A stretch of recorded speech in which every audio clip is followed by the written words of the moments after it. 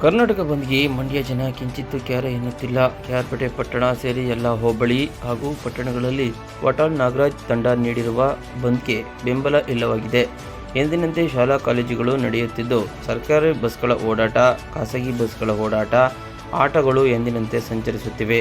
ಅಂಗಡಿ ಮುಂಗಟ್ಟುಗಳು, ಹೋಟೆಲ್ಗಳು ಸೇರಿ ಎಲ್ಲ ಸರ್ಕಾರಿ ಕಚೇರಿ, ಖಾಸಗಿ ಕಚೇರಿಗಳು ಕಾರ್ಯನಿರ್ವಹಿಸುತ್ತಿದ್ದು, ಬಂದ್ನ ಯಾವುದೇ ಲಕ್ಷಣಗಳು ಕಾಣುತ್ತಿಲ್ಲ.